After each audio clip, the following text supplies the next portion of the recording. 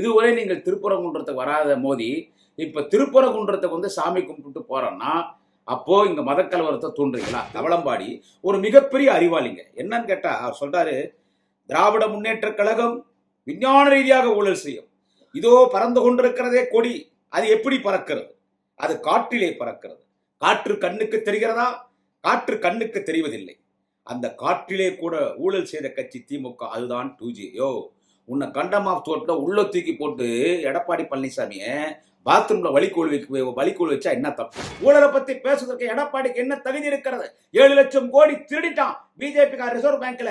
எனவே ஊழலை பத்தி பேசுவதற்கு மோடிக்கு என்ன தகுதி இருக்கிறது? டயா பூஸ்டர் சுகரை கண்ட்ரோல் பண்ணும், உங்க ஆரோக்கியத்தை மீட்டு தரும். சர்க்கரையை கட்டுப்படுத்துறதுக்கான எளிமையான வழிமுறை, இயற்கையான வழிமுறை. அனைத்து மருந்து கடைகளிலும் கிடைக்கும். நண்பர்களே வணக்கம். குடியாத்தம் குமரன் பேசுகிறேன்.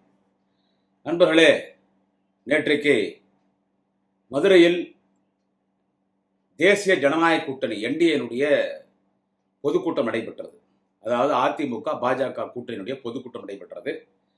அந்த பொதுக்கூட்டத்தில் நமது மரியாதைக்குரிய பாரத பிரதமர் நரேந்திர மோடிஜி அவர்கள் கலந்து கொண்டு சிறப்புரை ஆற்றினார்கள். அதை எல்லோரும் நீங்கள் தொலைக்காட்சியிலும் சமூக வலைத்தளங்களிலும் பார்த்திருப்பீங்க.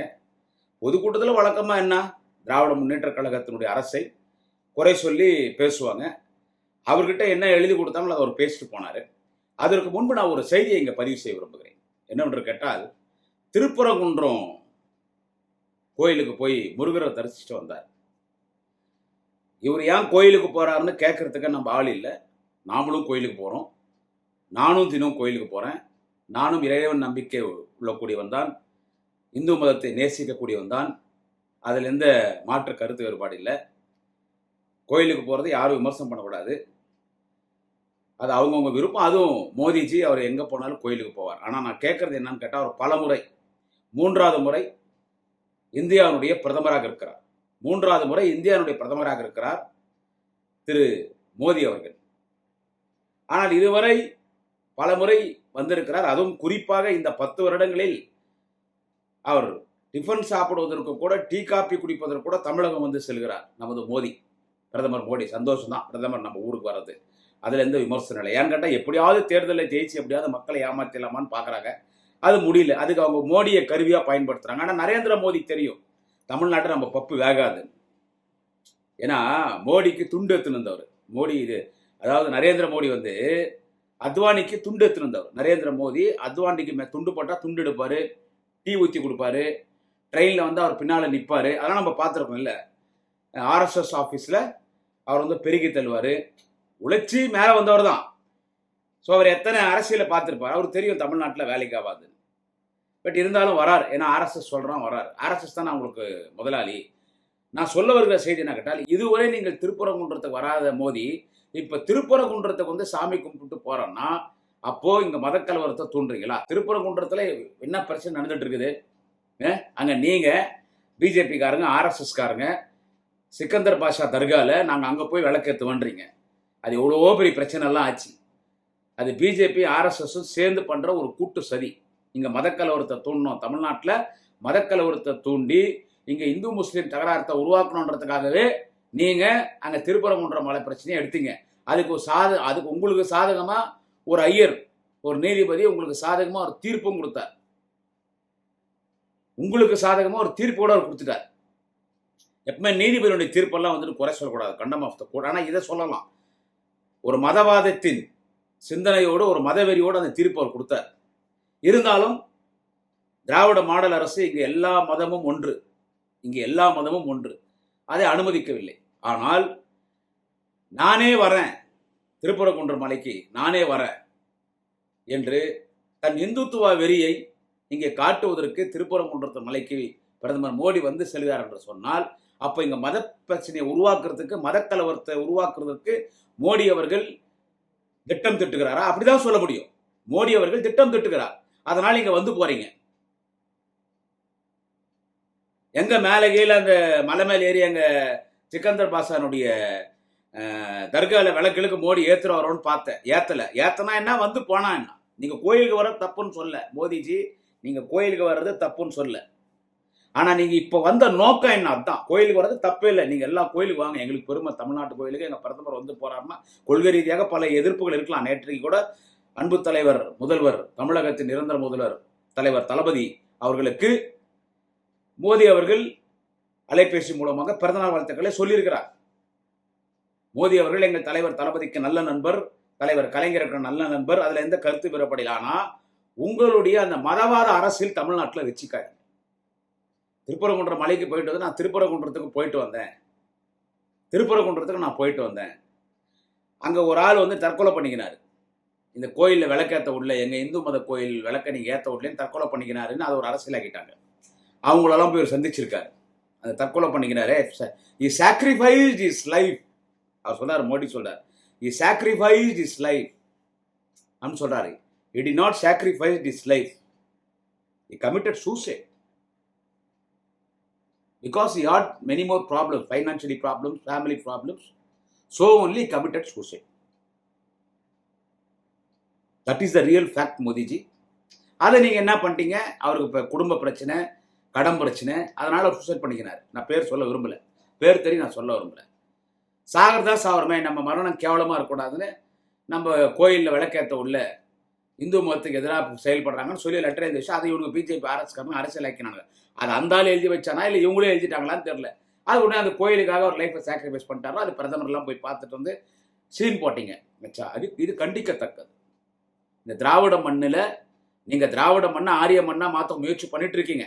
அதுக்கு உங்களுக்கு புரோக்கர் வேலை பார்க்கறது தவளம்பாடி எடப்பாடி பழனிசாமி. அது திமுகன்னு கடைசி தொண்டருக்கும் முறை அது இங்கே நடக்காது. அப்புறம் அவர் பொதுக்கூட்டத்தில் பேசுறதுனால நீங்கள் பார்த்துருக்கலாம். அந்த பொதுக்கூட்டத்தில் அரசை குறை சொல்லி பேசுகிறார். நான் அத்தை பண்ணேன் இத்தை பண்ணேன் என்னன்னோ சொன்னார். நான் எய்ம்ஸ் மருத்துவமனையை துவக்கி வச்சிட்டேன், எல்லாம் ரைட், ஓகே. அரசை குறை சொல்லி பேசுவார். அதில் என்னன்னு கேட்டிங்கன்னா, அதில் அவர் என்ன சொல்கிறாருன்னா, என்டிஏ கூட்டணி தான் இங்கே ஜெயிக்கோன்றார். தேசிய ஜனநாயக கூட்டணி ஜெயிக்க எங்கள் கூட்டணி வலிமையாக இருக்குதுன்னு மோடி சொல்கிறார். எங்கள் கூட்டணி வலிமையாக இருக்குதுன்னு. நான் மோடி அவர்களுக்கு இங்க இருக்கிற பாஜக தொண்டர்கள் மூலமாக ஒரு கேள்வி கேட்கிறேன். ஏன்னா மோடிக்கு டைரக்டா கேள்வி கேட்கறதுக்கு நீ ஒரு ஆளான்னு கேட்பாங்க. அவர் prime minister, I am after all cadre in DMK, that's all. Even to I am not an second grade leader also, I am after all cadre. So as a cadre I like to ask one question to Modi. Via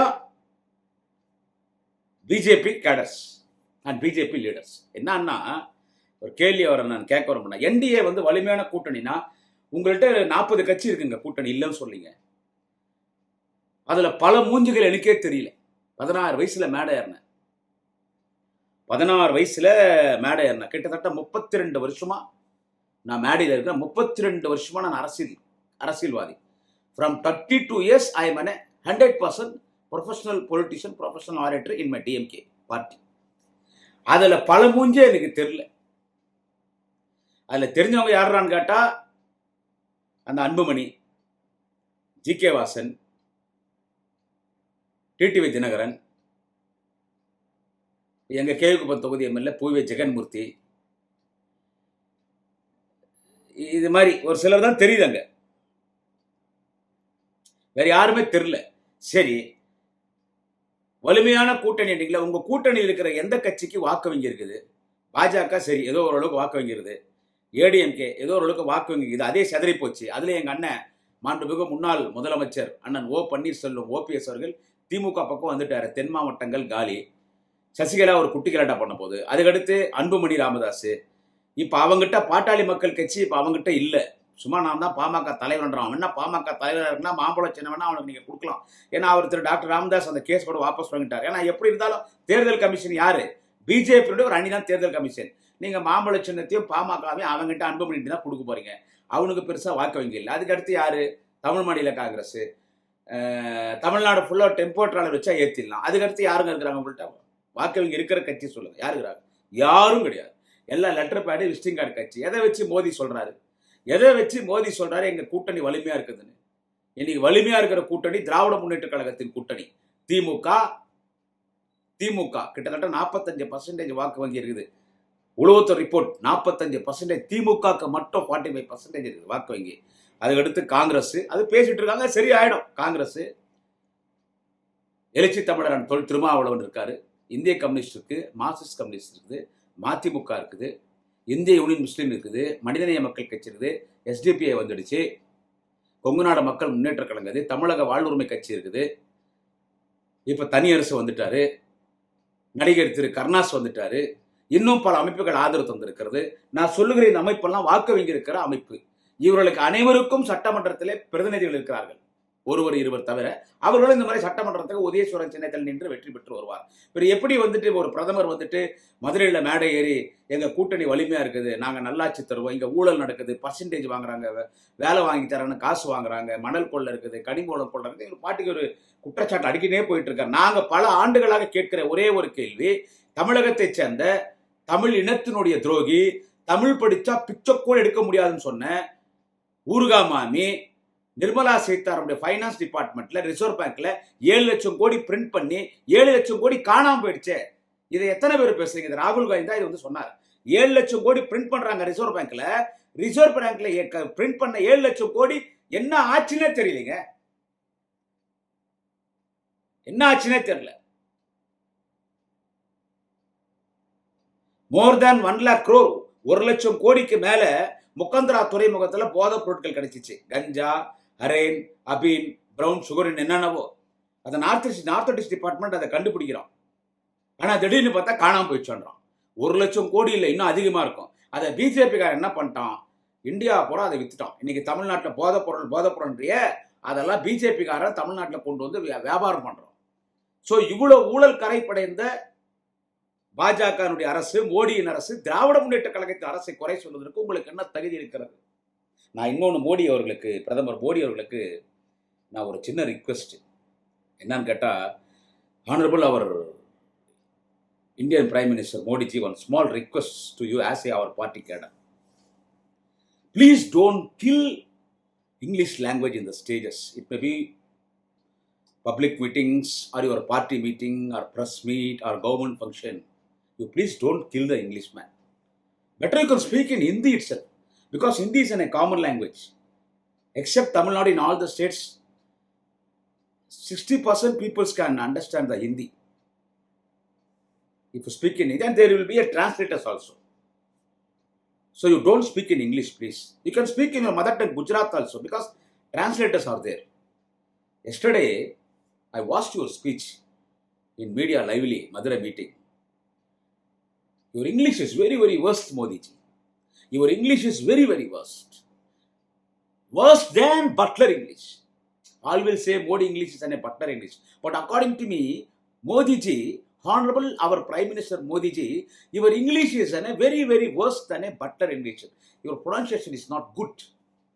There is no stylish in your English.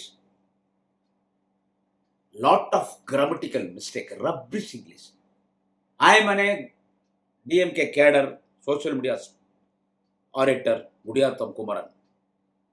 I am an after all 9th standard. I studied in Bangalore. 9th standard pass in Bangalore. 10th standard fail in Tamil Nadu. So even to my English is also not in a good English.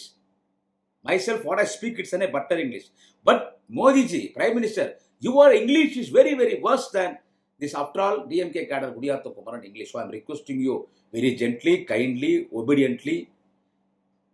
I bow my head in front of you. Please don't speak English. Please don't kill English. English is a common language. You can speak in your mother tongue, Gujarati. Gujarati is a very good language. Even you can speak in Hindi also, because there are translators here. I'm requesting very kindly, please don't kill the English, okay? ஏதோ ஐயா மோதி கிட்டே எனக்கு தெரிஞ்ச ஒரு ஆங்கிலத்தில் பேசினா, அவர் பேசுகிற ஆங்கிலனால கேட்க முடியலடா சாமி, அப்பா பட்டர் இங்கிலீஷோட மோசமான இங்கிலீஷ். எனவே அதில் எல்லாரும் பேசுனாங்க. என்ன சொல்றது, எடப்பாடி பேசினார், எல்லாம் பார்த்துருப்பீங்க.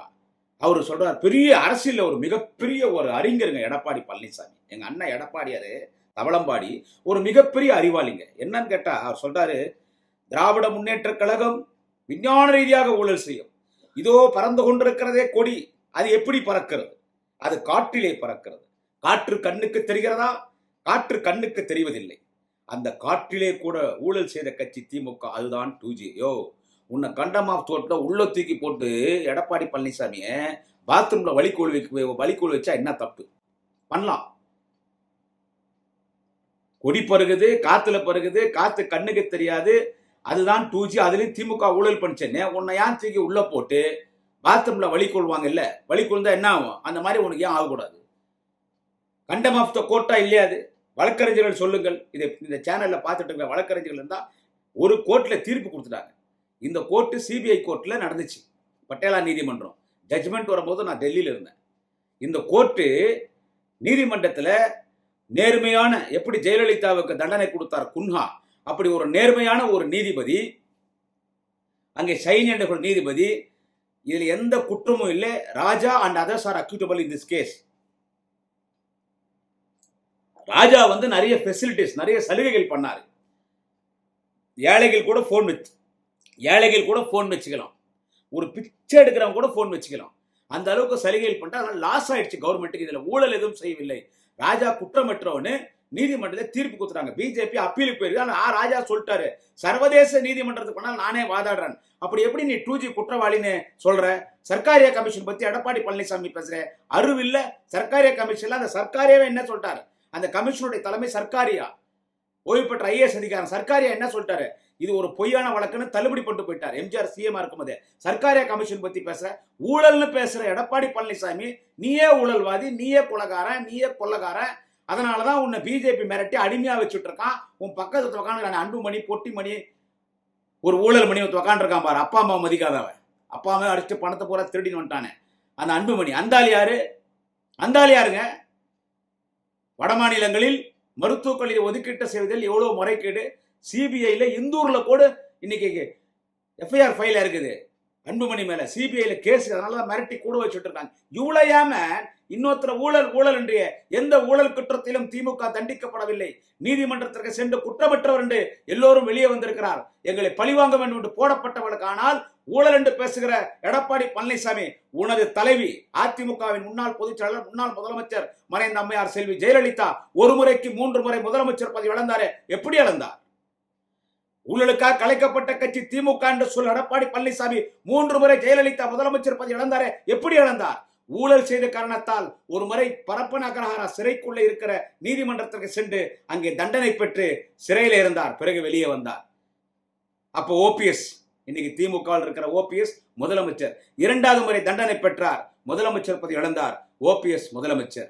3வது முறை அப்போலோ மருத்துவமனையில் படுத்துக் கொண்டிருக்கும் பொழுது அவருடைய உயிர் பிரிந்தது. அதன் பிறகு தீர்ப்பு வருகிறது. Jayalalithaa number 1 accused, Sasikala number 2 accused. 4 வருடங்கள் சிறை தண்டனை, பல கோடி அபராதம். ஜெயலலிதா உயிரோடு இருந்தால் ஜெயலலிதா சிறைக்கு சென்றிருக்க வேண்டும். எனவே 3 முறை ஊழல் குற்றத்தில் சிறை தண்டனை பெற்றவர் மறைந்த அம்மையார் செல்வி ஜெயலலிதா. இதெல்லாம் எங்களை பேச வைக்கிறியா? செத்து போனவங்களை பத்தி பேசக்கூடாது. ஆமா, ஆனா நீ கலைஞரை பார்த்து சர்க்காரிய கமிஷன் விஞ்ஞான ரீதியான ஊழல்னு சொல்ற, 2G பத்தி பேசுறனா, எல்லாமே அது பொய் வழக்கு, வெளியே வந்துட்டாங்க நீதிமன்றத்தால். ஆனா உங்களுடைய அம்மையார் செல்வி ஜெயலலிதா தண்டிக்கப்பட்டிருக்கிறாரே, அதை பத்தி பேச மாட்டீங்களா? ஊழலை பத்தி பேசுவதற்கு எடப்பாடிக்கு என்ன தகுதி இருக்கிறது? 7 லட்சம் கோடி திருடிட்டான் பிஜேபி ரிசர்வ் பேங்க்ல. எனவே ஊழலை பத்தி பேசுவதற்கு மோடிக்கு என்ன தகுதி இருக்கிறது? அந்த கூட்டத்தை பாத்தீங்களா? நான் அதிகம் பேச வரல. மதுரையிலம் கூட்டத்தை, சேரெல்லாம் காலியாக அவன் அங்கங்க சுற்றின்னு இருக்கான். இப்ப திருப்பத்தூர்ல வாக்காளர் முகவலர் கூட்டம், BLA2 BLAC அந்த வாக்காளர் முகவலர் கூட்டம் நடந்துச்சுரா. 1.5 லட்சம் பேர் சேர் போட்டாங்க. 3 லட்சத்துக்கு மோர் தேன் 3 lakhs, 3 லட்சத்திற்கும் மேற்பட்ட கழக உடன்பிறப்புகள் கூடினார்கள். இது போலீஸ் ரிப்போர்ட், உளவுத்துறை ரிப்போர்ட், சென்ட்ரல் கவர்மெண்ட் உளவுத்துறை ரிப்போர்ட். 3 லட்சம் பேர் கூட்டம் பத்தல. தளபதி பேசி முடிக்கிறாங்க, 50,000 பேர் உள்ள வராங்க. ஆனா நேற்றுக்கு நான் பாக்குறேன் அந்த மதுரை மீட்டிங்கு, திருப்பத்தூர்ல மாண்புமிகு அண்ணன் ஏவா வேலு நடத்திய வாக்காளர் முகவல் கூட்டத்தில் கூடிய கூட்டத்தில் 30% கூட இல்லை. 30% இல்லை. அதுவும் அவன் அங்கங்க சுத்திட்டு இருக்கான். இவர் ஏதோ ஒரு பட்லர் இங்கிலீஷ்ல பேசுறாரு, இவரு பேசுறது ஒண்ணு, தமிழ்ல டிரான்ஸ்லேட் பண்றான் பாரு, அவன் பேசுறது ஒண்ணு. எனவே இது ஒரு மாயாஜால ஒரு கம்பெனியாக இன்னைக்கு தேசிய ஜனநாயக கூட்டணி இருக்கிறது. நீங்கள் தலைமை தாங்குகிற ஒரு நபரே எடப்பாடியே சரியான ஆள் கிடையாது. உங்களோட கூட்டணியில் இருக்கிறவங்க யாரு? ஒருத்தர் யாருன்னு. எனவே பிரதமர் அவர்கள் ஏதோ வந்தார், ஏதோ பேச வேண்டும் என்று பேசினார். ஆனால் பிரதமர் மோடிக்கு நன்றாக தெரியும், தமிழ்நாட்டில் 200க்கும் மேற்பட்ட தொகுதி திமுக கூட்டணி வெற்றி பெறும். 2வது முறை தலைவர் தளபதி ஸ்டாலின் தான் முதலமைச்சர், அண்ணன் உதயநிதி துணை முதலமைச்சர், திமுக அமைச்சரவை தனி பெரும்பாடு ஆட்சி அமைப்பார் என்று தெரியும். இருந்தாலும் போட்ட வேடத்திற்கு நடித்து விட்டு சென்றிருக்கிறார் Narendra Modi. Again and again I am requesting Narendra Modi ji, please don't kill the English, because English is a common language. After all, LKG UKG student, a kid, LKG UKG student, His English is very, very better than your English. So please, I am requesting very kindly, now onwards in public meeting or in your party indoor meeting or in government functions, etc. and etc., you please don't speak English. You please don't kill the English. Narendra Modi ji, in 2026, in coming public election, DMK is going to win. DMK is going to form the government. Second time, our Thalaivar Thalapathy Stalin is going to sit in CM seat. You also know that. அது இவருக்கும் தெரியும், உங்களுக்கும் தெரியும். இருந்தாலும் ஏதோ பேசணும்னு பேசியிருக்கீங்க. அதனால எடப்பாடியார் தவளம்பாடி ஊழல் பற்றி எல்லாம் பேசக்கூடாது. அப்போ நாங்கள் அம்மாவை பற்றி பேச வேண்டியதாக இருக்கும். நன்றி, வணக்கம். நாளை இன்னொரு பதிவில் சந்திக்கிறேன். குடியாத்தம் குமரன்.